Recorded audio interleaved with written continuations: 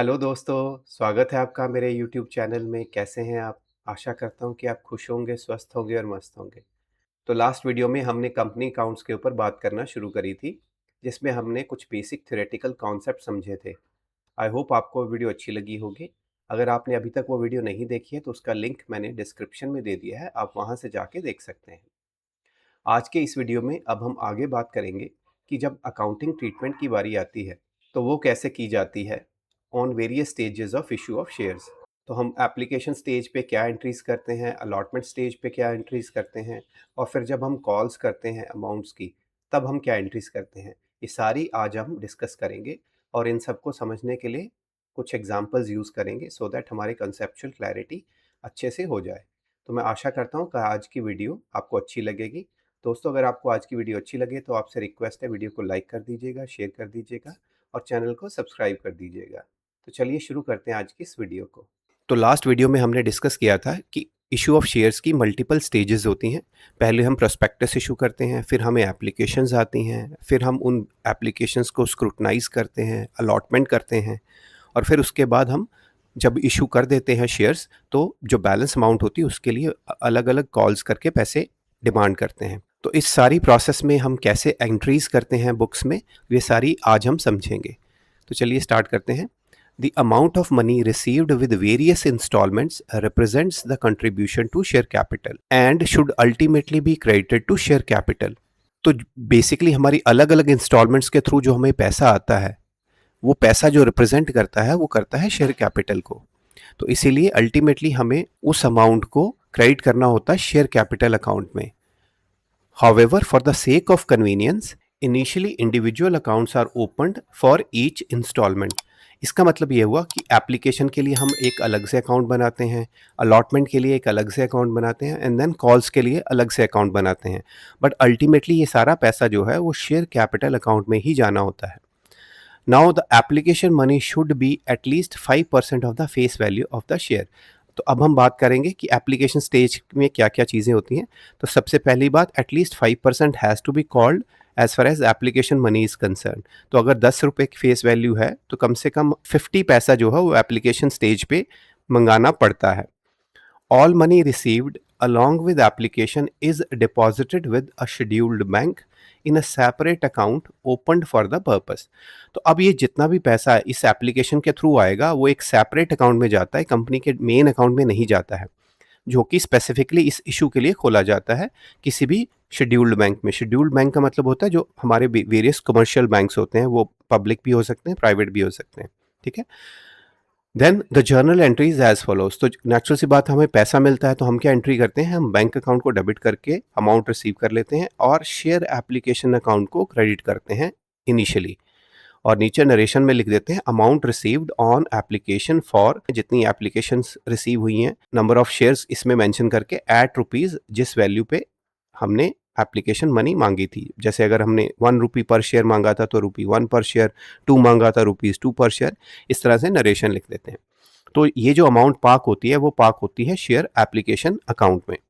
इसके बाद आ जाती है allotment stage. When minimum subscription has been received and certain legal formalities on the allotment of shares have been duly complied with, the directors of the company proceed to make the allotment of the shares. तो हमने last video में देखा था कि minimum subscription जो होता है which is 90% of the issue size. तो अगर मिनिमम सब्सक्रिप्शन कंप्लीट हो जाता है तो और बाकी लीगल फॉर्मेलिटीज़ पूरी हो जाती हैं, then allotment of the shares is done by the directors of the company. ठीक है। The allotment of shares implies a contract between the company and the applicants who now become the allottees and assume the status of shareholders or members. तो अब allotment से क्या होता है, contract बन जाता है कंपनी में और उन एप्लीकेंट्स में जिनको अलॉट किया जाता है कि वो अब मेंबर बन जाते हैं या शेयर होल्डर्स बन जाते हैं उस कंपनी के। The money received on rejected applications should be fully returned to the applicant within period prescribed by law और सेबी। तो बेसिकली जैसे सपोज हमने 1 लाख शेयर्स के इशू लेके आए थे, हमें 1,20,000 एप्लीकेशंस आई हैं और हमने 1 लाख शेयर्स फाइनल कर दिए कि शेयर होल्डर्स की किनको हमने इशू करना है। जो बैलेंस बचेंगे 20,000 उनको उनका पैसा वापस करना होता है with in a time frame which is prescribed by law at that time और बाय सेबी। ठीक है। In case lesser number of shares have to be allotted than those applied for, the excess application money must be adjusted towards the amount due on allotment from the allottees. इसका मतलब यह है कि कई बार हम क्या करते हैं कि ये जो अलॉटमेंट होती है, ये ऐसा नहीं करते कि टोटल जिन्होंने 1 लाख अप्लाई किया उनको सेलेक्ट कर देंगे और जो 20,000 वाले हैं उनको हम रिजेक्ट कर देंगे। मोस्ट ऑफ द केसेस में कंपनी क्या करती है, सबको ही प्रोराटा अलॉटमेंट कर देती है। उसका मतलब ये हुआ कि जितने भी लोगों ने अप्लाई किया है, यानी 1,20,000 की जो हमारे पास एप्लीकेशंस आई हैं, उन सबको हम ओके करके उनको शेयर्स 1 लाख देते हैं। मतलब अगर किसी ने 100 शेयर्स अप्लाई किए थे तो हम उसको इस केस में 83.3 शेयर्स इशू कर देंगे। ठीक है, 83.3% बनता है अगर हम 100 को 120 से डिवाइड करते हैं तो एक रेशियो आ जाती है। तो इस रेशियो में सभी को शेयर मिल जाते हैं।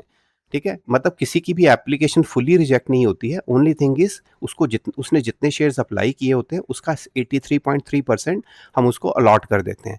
तो उस केस में क्या होता है, lesser number of shares have been allotted than those applied for. ठीक है, अब अलॉट तो सबको कर दिए, अब हमें क्या करना है, बैलेंस पैसे हमारे पास 2 चॉइसेस होती है, या तो बैलेंस पैसे को हम रिफंड करें, जो 16.7 शेयर्स परसेंटेज शेयर जो हमने इशू नहीं किए हैं। बट नॉर्मली क्या होता है, उस पैसे को एडजस्ट किया जाता है अगली अलॉटमेंट की स्टेज में, क्योंकि अलॉटमेंट पे भी हमने पैसे मांगने होते हैं। तो जब हमने इनकी एप्लीकेशन ओके कर दिया तो अल्टीमेटली इनको अलॉटमेंट में पैसे तो देना ही है। तो हम क्या करते हैं, जो एक्सेस मनी आई होती है वो अलॉटमेंट में एडजस्ट हो जाती है। जनरली ये सारी चीज़ें इशू में प्रोस्पेक्टस में लिखी होती हैं। ठीक है, then the excess application money must be adjusted towards the amount due on the allotment from the allottees. तो अब आपको क्लियर हो गया कि अगर हमने कुछ स्पेसिफिक 1 लाख शेयर्स, इस एग्जांपल की हम सिर्फ बात करें समझने के लिए, अगर हमने स्पेसिफिकली कुछ शेयर होल्डर्स चूज़ करने हैं जो जिनको हमने 1 लाख शेयर्स अलॉट करने हैं, तो उनको छोड़ के बाकी सबकी एप्लीकेशंस जिनकी रिजेक्ट हुई हैं उन सबको पैसा वापस करेंगे। और अगर हमने सभी को अलॉट करा है प्रोपोर्शनेटली, तो इन दैट केस हम जो एक्स्ट्रा पैसा हमारे पास आ गया उसको एडजस्ट करेंगे अलॉटमेंट के लिए। ठीक है, आई होप ये पॉइंट क्लियर हो गया होगा आपको। अब बारी आती है जर्नल एंट्रीज की। जर्नल एंट्रीज क्या करेंगे, तो for transfer of application money, तो जब सबसे पहले हमारे पास एप्लीकेशन मनी जो आई थी वो हमने बैंक अकाउंट को डेबिट करके शेयर एप्लीकेशन अकाउंट को क्रेडिट किया था। ठीक है, वो टेम्परेरीली ये अकाउंट क्रिएट होता है। तो अब जब हमने अलॉटमेंट कर दी है तो अब हम क्या करेंगे, वो एप्लीकेशन अकाउंट खत्म करेंगे। It has to become zero. तो उसके लिए हम क्या करेंगे, पहले तो शेयर एप्लीकेशन अकाउंट को डेबिट करके जितने शेयर्स हमने अलॉट कर दिए हैं उतनी अमाउंट शेयर कैपिटल अकाउंट में ट्रांसफर कर देंगे। Application money on these many shares allotted oblique transfer to share capital. ठीक है, तो जितने भी हमने शेयर एक्चुअल में हमारी शेयर कैपिटल अकाउंट में जाना था, जितने हमने शेयर इशू करने थे उतने इसमें चले जाएंगे। इन केस ऑफ सब्सक्रिप्शन अगर 100% है या मोर देन 100% है। अगर लेस देन 100% है तो in any case it has to be more than 90%, क्योंकि ये तो मिनिमम सब्सक्रिप्शन होती है। तो जो एक्चुअल हमने अलॉट की है उतनी अमाउंट से शेयर कैपिटल हमारा क्रेडिट हो जाएगा और एप्लीकेशन अकाउंट डेबिट हो जाएगा। Then for money refunded on rejected application, तो जो हमने पहला केस डिस्कस किया था कि अगर हम कुछ एप्लीकेशन रिजेक्ट करते हैं तो उसका पैसा वापस करना पड़ेगा। तो उसके लिए जितना हमने उनसे प्रीमियम लिया है, जितनी अमाउंट ली है वो सारी की सारी वापस करेंगे। तो ये शेयर एप्लीकेशन अकाउंट उतनी अमाउंट से फिर से डेबिट कर देंगे। तो जिनको अलॉटमेंट हो गई उनका यहाँ पे डेबिट हो गया और शेयर कैपिटल क्रेडिट हो गई, और जो बच गए हैं उनका यहाँ पे डेबिट हो जाएगा शेयर एप्लीकेशन अकाउंट, और ये ज़ीरो हो जाएगा टू बैंक अकाउंट। और अब हम इनकी पेमेंट कर देंगे। Application money returned on rejected applications for these money shares. तो अगर हमारा पहला केस है कि हमने एप्लीकेशन रिजेक्ट की रही है तो हमारा यहाँ पे शेयर एप्लीकेशन अकाउंट ज़ीरो हो जाएगा। और उसके बाद हम अलॉटमेंट करेंगे for amount due on allotment. अब हमें अलॉटमेंट पे भी कुछ पैसे लेने होंगे। अब अलॉटमेंट के केस में क्या होता है, सबसे पहले जो ही हम अलॉटमेंट करते हैं हम अमाउंट ड्यू कर देते हैं। ठीक है, तो जितने शेयर्स हमने यहाँ पे इशू किए थे उनके ऊपर अलॉटमेंट की जितनी भी अमाउंट बनती है उतनी अमाउंट से हम शेयर अलॉटमेंट अकाउंट को डेबिट करके शेयर कैपिटल अकाउंट को पहले ही क्रेडिट कर देते हैं। अब ये आपको ध्यान रखना है कि यहाँ पे थोड़ी सी चेंज होती है, जो एप्लीकेशन स्टेज होती है और जो आगे की स्टेजेस होती हैं।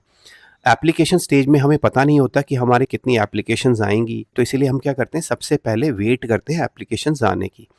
और जब सारी एप्लीकेशंस आ जाती हैं तो सबसे पहले हम बैंक की एंट्री करते हैं कि हमारे पास पैसे आ जाते हैं, और उसके बाद शेयर एप्लीकेशन अकाउंट को डेबिट करके अपना शेयर एप्लीकेशन अकाउंट खाली करते हैं।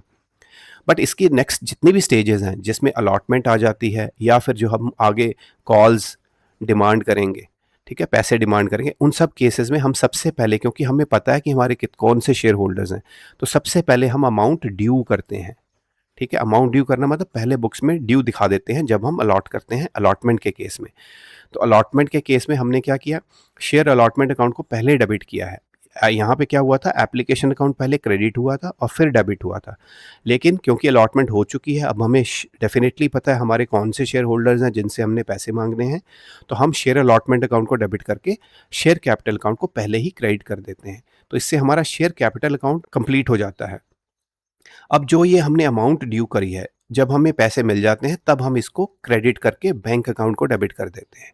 तो इससे हमारी ये अलॉटमेंट सेटल हो जाती है। तो दोस्तों, अगर आपको ये वीडियो अच्छी लग रही है तो आपसे रिक्वेस्ट है कि वीडियो को लाइक कर दीजिएगा, और डाउट किसी भी तरह का हो तो कमेंट कॉलम में डाल सकते हैं। अब बारी आती है सेकंड ऑप्शन की। अगर हमने एप्लीकेशंस कुछ रिजेक्ट नहीं करी, रादर हमने सारी एप्लीकेशंस को ही अलॉटमेंट कर दी, बट प्रो राटा बेसिस पे करी, तो for adjustment of excess application money, तो अब हमारे पास नेचुरल सी बात है, हमने जितने शेयर अलॉट करे हैं उससे ज़्यादा की अमाउंट है, जिसको हमने पढ़ा था कि हम उसको शेयर अलॉटमेंट अकाउंट में एडजस्ट करते हैं, वापस नहीं करते पैसा। तो उस केस में क्या होगा, सेकंड केस में जितने को तो हमने अलॉट कर दी थी वो तो यहाँ पे हमारा ऑलरेडी जो है डेबिट हो चुका था।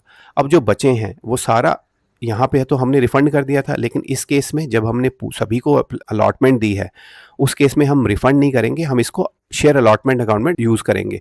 तो यहाँ पे टू शेयर अलॉटमेंट आ जाएगा। तो ये देखिए, to share application account to share allotment account. अब जितना भी शेयर एप्लीकेशन अकाउंट में हमारे पास एक्सेस मनी बची है, ठीक है, वो रिफ्लेक्ट करती है कि जो हमने फ्यूचर में लेने हैं शेयर अलॉटमेंट अकाउंट में, तो हम उसको पहले से ही क्रेडिट कर देते हैं। तो याद रखना, पहले हमने क्या करा, हमने पहले ड्यू की एंट्री करी शेयर अलॉटमेंट अकाउंट में, और उसके बाद शेयर अलॉटमेंट अकाउंट को क्रेडिट करते जाएंगे as and when we get money और as and when we adjust money. तो सबसे पहले हमने एडजस्टमेंट की एंट्री कर ली। अब ये एडजस्टमेंट होगी, हमारा शेयर एप्लीकेशन अकाउंट जीरो हो गया। अब हमें पैसे आएंगे अलॉटमेंट मनी के, जो बैलेंस बचे हैं। जैसे एग्जांपल लेते हैं, हमने सपोज हमारा टोटल 10 रुपये की फेस वैल्यू थी, एप्लीकेशन पे हमने 2 रुपीज़ मांगे थे और अलॉटमेंट पे हमने सपोज 3 रुपीज़ मांगने हैं। तो जिन जिन लोगों की एप्लीकेशन रिजेक्ट हो गई है उनको तो सारा पैसा वापस चला जाएगा। तो जिनको अलॉट हुई है उस केस में, तो उन्होंने उसका हमने सिर्फ 2 रुपये एडजस्ट किया होगा या 2 रुपये रिसीव हुए होंगे, तो उनसे फुल 3 रुपीज़ की जो अलॉटमेंट अमाउंट है वो ड्यू होगी। और अगर सपोज़ हमने एडजस्ट किए हैं, हमने प्रो राटा अलॉटमेंट करी है, तो अज़्यूम करिए 1 रुपया हमने एडजस्ट कर दिया है, तो बैलेंस 2 रुपीज़ हमें रिसीव होंगे, ठीक है? तो जब हमें ये 2 रुपीज़ रिसीव होंगे या जब हमें फुल 3 रुपीज़ रिसीव होंगे, दोनों केसेस में हम ये एंट्री करेंगे for receipt of allotment money. Bank account को डेबिट करके शेयर अलॉटमेंट अकाउंट को क्रेडिट कर देंगे। तो इससे क्या होगा, हमारे जितने भी अलॉटमेंट अकाउंट में हमने डेबिट किया था टोटल अमाउंट, वो सारी यहाँ पे क्रेडिट हो जाएगी, क्योंकि या तो हमें रिसीव हो गई होगी या हम ऑलरेडी हमने एप्लीकेशन मनी के थ्रू एडजस्ट कर दी होगी। ठीक है, तो आई होप आपको शेयर अलॉटमेंट अकाउंट तक का प्रोसीजर क्लियर हो गया होगा। अब हम आगे बात करते हैं कॉल स्टेजेस की, जब हम अलग अलग कॉल्स के थ्रू पैसा डिमांड करेंगे। So calls play a vital role in making shares fully paid up and for realising the full amount of shares from the share holders. तो जब हमने अलॉटमेंट कर ली तो कुछ पैसा हमारे पास आ गया, अब हमें धीरे धीरे करके सारा पैसा लेना है, तो ये कॉल्स के थ्रू हम पैसा लेते रहेंगे। In the event of shares not being fully called up till the completion of allotment, the directors have the authority to ask for the remaining amount on shares as and when they decide about the same.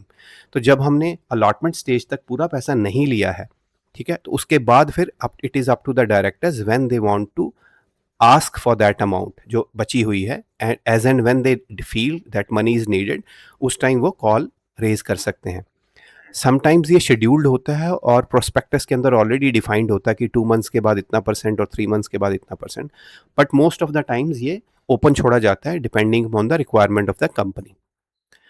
It is also possible that the timing of the repayment of calls by the shareholders is determined at the time of share issue itself and given in the prospectus, जो अभी हमने discuss किया। The amount of call should not exceed 25% of the face value of the share। तो जैसे हमने example ली थी, अगर 10 रुपी face value है तो किसी भी कॉल की अमाउंट 2.5 रुपीज़ से ज़्यादा नहीं हो सकती। तो हमने अलॉटमेंट स्टेज तक जितना करना था कर दिया, उसके बाद जो बचा है हम मतलब मैक्सिमम 25% तक ही ले सकते हैं in case of calls. A minimum of 14 days notice is given to the share holders to pay the amount. तो जब हम कॉल करते हैं तो एटलीस्ट 14 डेज उनको मिलने चाहिए, so that they can make the payment of the call. And then a period of 1 month must elapse between 2 calls. That means कि 2 कॉल्स के बीच में मिनिमम इंटरवल जो है वो 1 मंथ है। ठीक है। The word or words first, second, or third must be added between the words share and call in the share call account depending upon the identity of the call made। तो इसका मतलब ये है कि जब भी हम कॉल करेंगे तो वो कौन सी कॉल है वो नंबर ज़रूर डिफाइन करेंगे उस कॉल में, कि ये जी फर्स्ट कॉल है, ये सेकंड कॉल है, ये थर्ड कॉल है। इस तरह से हम उसको आइडेंटिफाई करेंगे हर कॉल को। For example in case of first call it will be termed as share first call account. ठीक है। In case of second call it will be termed as share second call account and so on. तो अगर third होगी तो हम लिखेंगे share third call account. Now another point to be noted is that the words and final will also be added to the last call. तो जो भी हमारी लास्ट कॉल होगी, ठीक है, चाहे वो फर्स्ट हो, चाहे वो सेकंड हो, चाहे थर्ड हो, कोई भी कॉल, तो उसके एंड में हम एंड फाइनल ज़रूर ऐड करेंगे, so that it gives very clearly message that this is going to be the final call. ठीक है। If second call is the last call it will be termed as second and final call, and if it is the third call which is the last call it will be termed as third and final call। Clear. तो simple है, हर call को number देंगे, first call, second call, third call, और जिस भी call में हम last amount मंगा रहे हैं, फाइनल अमाउंट मंगा रहे हैं, उसमें एंड फाइनल कॉल ऐड कर देंगे। It is also possible that the whole balance after allotment may be collected in one call only. तो वो फर्स्ट कॉल में भी हो सकता है, तो हम उस केस में क्या लिखेंगे, in that case first call itself shall be termed as first and final call. ठीक है। तो आई होप ये कॉन्सेप्ट आपको पूरा क्लियर हो गया होगा। तो दोस्तों अगर आपको वीडियो को अच्छी लग रही है तो आपसे रिक्वेस्ट है वीडियो को लाइक कर दीजिएगा और डाउट्स को कमेंट्स में डाल दीजिएगा। तो अब अकाउंटिंग एंट्री कैसे करेंगे। When a call is made and the amount of the same is received the journal entries are given as follow. तो जैसे हमने अलॉटमेंट में बात करी थी, सबसे पहले हम क्या करते हैं, कॉल को ड्यू करते हैं। तो जब भी हम कॉल करेंगे तो शेयर जो भी कॉल है, फर्स्ट कॉल, सेकंड कॉल, जो भी हम है, उसको उस अकाउंट को डेबिट करके और कैपिटल अकाउंट को क्रेडिट करके ड्यू कर देंगे। So call money due on these money shares at rupees this money per share. तो सबसे पहले जैसे मैंने बताया था हम ड्यू करते हैं, उसके बाद हमें रिसीव होगी तो हम bank account to share call account करके ये शेयर कॉल अकाउंट को ख़त्म कर देंगे। यहाँ डेबिट होगा, यहाँ क्रेडिट होगा और अल्टीमेटली ये पैसा चला जाता है शेयर कैपिटल अकाउंट में। Clear. Now the procedure for accounting for the issue of both equity and preference share is the same.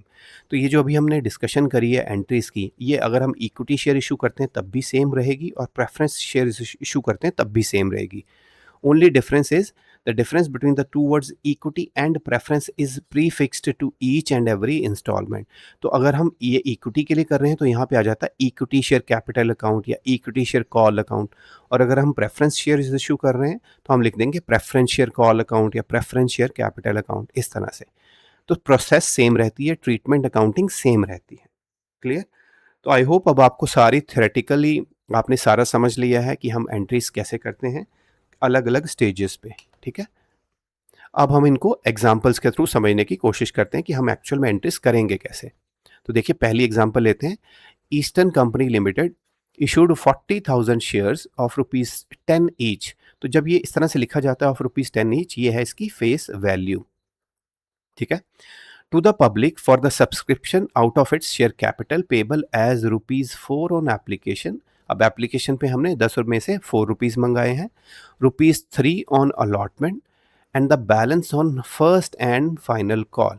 तो ₹4 हमने अलॉट एप्लीकेशन पे मांग लिए, ₹3 हमने अलॉटमेंट में मांग लिए, तो बैलेंस 3 बचे। तो जो बैलेंस 3 है वो हमने फर्स्ट एंड फाइनल कॉल पे मांगेंगे।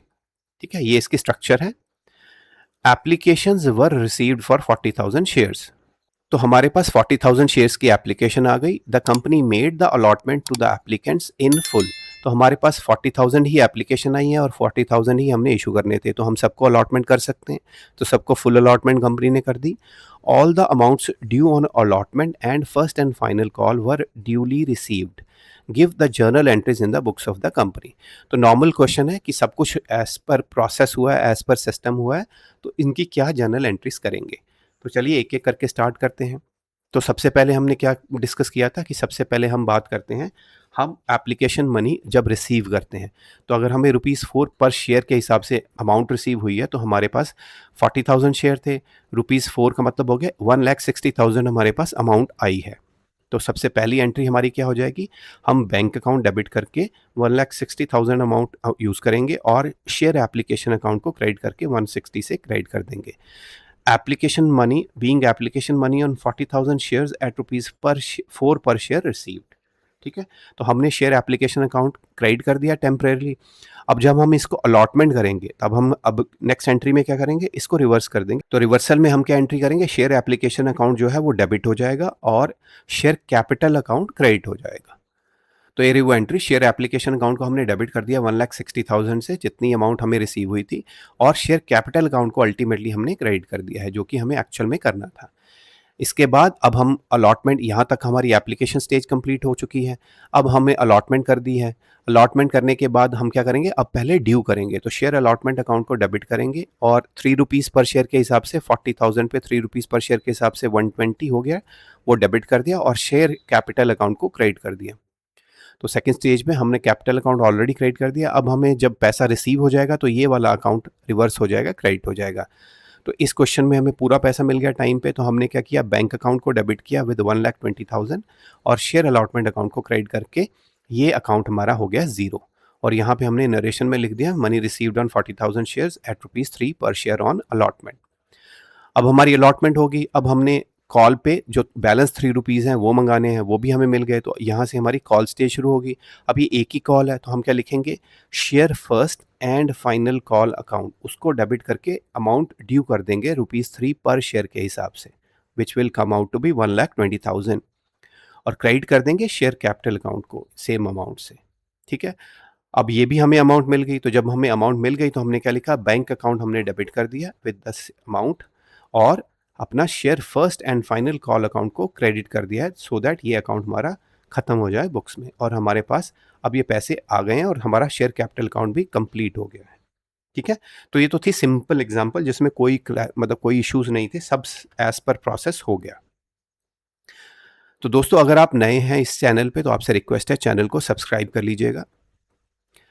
अब दूसरी एग्जांपल की तरफ बढ़ते हैं। Mona Earth Mover Limited decided to issue 12,000 shares at rupees 100 each, payable। अब यहाँ पे फेस वैल्यू ₹100 है, payable at ₹30 on application, 40 on allotment, 20 on first call and balance on second and final call. तो 30 + 40 + 20 ये आपके 90 हो गए। 90 मतलब फाइनल कॉल पे हम बैलेंस ₹10 कॉल करेंगे। Applications were received for 13,000 shares. The directors decided to reject applications of 1,000 shares and their application money being refunded in full।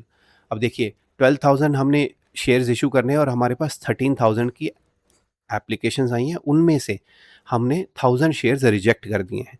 इसका मतलब हमने कम्प्लीटली 12,000 एप्लीकेंट को एक्चुअल में फुल अमाउंट दी है, फुल शेयर्स इशू करे हैं और 1,000 को रिजेक्ट कर दिया है। ठीक है, the allotment money was duly received on all the shares and all sums due on calls are received except on 100 shares। इसका मतलब ये हुआ अलॉटमेंट स्टेज तक सारे पैसे हैं और उसके बाद जो कॉल्स हैं, कॉल्स हमारे पास दो हैं, फर्स्ट एंड सेकंड। इन दोनों कॉल्स में हमें 100 शेयर्स पे अमाउंट नहीं मिली है। Now record the transaction in the books of Mona earth movers limited. तो ये एग्जांपल है जिसमें हमने एक तो कुछ एप्लीकेशन रिजेक्ट करी हैं, ठीक है, और दूसरा कुछ अमाउंट हमें नहीं मिली है। तो अब हम इनकी एंट्रीज कैसे करेंगे, चलिए देखते हैं। तो सबसे पहले हमारी एंट्री होती है शेयर एप्लीकेशन अकाउंट, जब हमें रिसीव हो जाती है तो उसकी एंट्री। तो हमने 13,000 एप्लीकेशंस रिसीव हुई हैं ₹30 पे, तो 390 हमें रिसीव हुआ होगा। तो हम बैंक अकाउंट को कर देंगे डेबिट और शेयर एप्लीकेशन अकाउंट हो जाएगा क्रेडिट। तो ये तो हमारी होगी first entry on receipt of application. अब हम अलॉटमेंट करेंगे। तो जब अलॉटमेंट करेंगे तो उसमें से हमने 12,000 शेयर्स इशू करने हैं 30 के, यानी 3,60,000 ही एक्चुअल में शेयर कैपिटल अकाउंट को ट्रांसफ़र होगा। तो हमने क्या करा, शेयर कैपिटल अकाउंट को ट्रांसफ़र कर दिया 3,60,000 और शेयर एप्लीकेशन अकाउंट हो गया डेबिट इतनी अमाउंट से। ठीक है, तो 390 में से 360 एडजस्ट हो गया शेयर एप्लीकेशन अकाउंट में। अब जो बैलेंस 30,000 बचा है वो उन लोगों का बचा है जिनकी हमने एप्लीकेशंस रिजेक्ट कर दी हैं। अब हमें ये पैसा करना है रिफ़ंड। तो वापस करेंगे तो उसके लिए हम क्या करेंगे, शेयर एप्लीकेशन अकाउंट को फिर से डेबिट कर देंगे विद 30,000 रुपीज़। तो हमारा शेयर एप्लीकेशन अकाउंट कंप्लीट हो गया, ज़ीरो हो गया और बैंक के थ्रू हम पेमेंट कर देंगे। तो हमारी एप्लीकेशन स्टेज की सारी जर्नल एंट्रीज़ होगी क्योंकि हमने एप्लीकेशन अकाउंट को एडजस्ट कर दिया पूरी तरह से। अब हमने जो अलॉटमेंट करी है वो ड्यू करेंगे अमाउंट। तो अलॉटमेंट हमारे पास 12,000 शेयर्स की ही होगी अब और उस पे 40 रुपीज़ पर शेयर है। तो amount due on allotment of 12,000 shares at rupees 40 पर शेयर 4,80,000 अमाउंट आएगी। तो 4,80,000 से एंट्री होगी और शेयर अलॉटमेंट अकाउंट को अब हम डेबिट कर देंगे। तो पहले ड्यू करते हैं फिर रिसीव करते हैं। तो अलॉटमेंट अकाउंट को डेबिट करके हमने शेयर कैपिटल अकाउंट को कर दिया क्रेडिट। तो इससे क्या हुआ, हमारा शेयर कैपिटल अकाउंट क्रेडिट हो गया 480 से जितनी भी हमारी अलॉटमेंट की अमाउंट ड्यू है, शेयर अलॉटमेंट पे जितनी अमाउंट ड्यू है और अलॉटमेंट अकाउंट को हमने कर दिया है डेबिट। अब हमें जो रिसीव होंगे पैसे उससे हम इसको क्रेडिट कर देंगे और हमें अलॉटमेंट में पूरे पैसे रिसीव हुए जैसे हमने अभी क्वेश्चन में पढ़ा, तो ये पूरी अमाउंट से शेयर अलॉटमेंट अकाउंट हो जाएगा क्रेडिट। तो ये शेयर अलॉटमेंट अकाउंट क्रेडिट हो गया है 4,80,000 से और बैंक अकाउंट हमारा हो जाएगा डेबिट। ठीक है, तो हमारा अलॉटमेंट कंप्लीट हो गई यहाँ पे। अब हम करेंगे कॉल। तो हमने फर्स्ट कॉल जब करेंगे तब उसकी अमाउंट ड्यू करेंगे, उस पे है ₹20 पर share. So amount due on 12,000 shares at ₹20 पर शेयर ऑन फर्स्ट कॉल, तो 2,40,000 ड्यू होगा। तो हमने क्या किया, share first call account debit किया विद 2,40,000 से और शेयर कैपिटल अकाउंट कर दिया क्रेडिट। अब हमें इनसे पैसे मिलेंगे। अब हमें कहा गया कि 100 शेयर्स के पैसे हमें नहीं मिले हैं। 100 शेयर पे 20 रुपीज़ के हिसाब से हमें 2,000 रुपीज़ मिलने थे जो हमें नहीं मिले हैं। बैलेंस सारे मिल गए हैं तो बैलेंस की एंट्री कर लेंगे। बैंक अकाउंट डेबिट करेंगे विद 2,38,000। वो 2,000 को छोड़ के and share first call 2,38,000। Narration में लिख देंगे first call money received except for 100 shares. ठीक है, अब उसका क्या करेंगे वो आने वाले लेक्चर्स में हम समझेंगे। फिलहाल हम सिर्फ उतना कर रहे हैं जितना अभी तक हमने समझा है। अब यहाँ पे हमारी फर्स्ट स्टेज खत्म होगी, फर्स्ट कॉल। फिर हमने सेकंड कॉल करी, तो सेकंड कॉल पहले ड्यू करेंगे तो सेम शेयर सेकंड, अब ये फाइनल भी है एंड फाइनल कॉल अकाउंट। तो share second and final account debit कर देंगे। बैलेंस अमाउंट 10 रुपीज़ पर शेयर के हिसाब से थी 12,000 पे, तो 120 से ये डेबिट हो जाएगा और शेयर कैपिटल अकाउंट क्रेडिट हो जाएगा सेम अमाउंट से। तो हमने शेयर कैपिटल अकाउंट पूरा क्रेडिट कर दिया। अब हम इसके पैसे जब मिलेंगे इसकी एंट्री कर देंगे। अब हमें फिर से 100 रुपीज़ पे पैसे नहीं मिले तो 10 रुपीज़ के हिसाब से 1000 रुपीज़ हैं जो हमें नहीं मिले हैं। तो बैलेंस हम 1,90,000 की एंट्री कर देंगे। बैंक अकाउंट हमारा डेबिट हो जाएगा विद 1,19,000 और share second and final account को क्रेडिट कर देंगे विद 119। तो इससे हमारा ये share second and final call account complete हो जाएगा। इसमें यहाँ पे 1000 रुपीज़ की अमाउंट बची है और फर्स्ट कॉल में हमारी 2000 रुपीज़ की अमाउंट बची है। ये सब हम कैसे करते हैं ये हम आने वाले वीडियो में बात करेंगे, लेकिन आज के वीडियो में हमने जितनी भी एंट्री समझी वो सारी हमने यहाँ पे डिस्कस कर ली हैं। तो आज हमने क्या बात करी कि हम अकाउंटिंग ट्रीटमेंट कैसे करते हैं ऑन ऑल दीज स्टेजेस, चाहे एप्लीकेशन स्टेज हो, चाहे अलॉटमेंट स्टेज हो या फिर कॉल्स की स्टेज हो, और हमने 2 एग्जांपल्स के थ्रू उनको थोड़ा समझने की कोशिश करी है। तो मैं होप करता हूँ कि आपको ये वीडियो अच्छी लगी होगी, आपको कुछ सीखने को मिला होगा। तो अगर आपको ये वीडियो अच्छी लगी हो तो आपसे रिक्वेस्ट है वीडियो को लाइक कर दीजिएगा, शेयर कर दीजिएगा और चैनल को सब्सक्राइब कर दीजिएगा। Thank you so much for watching this video.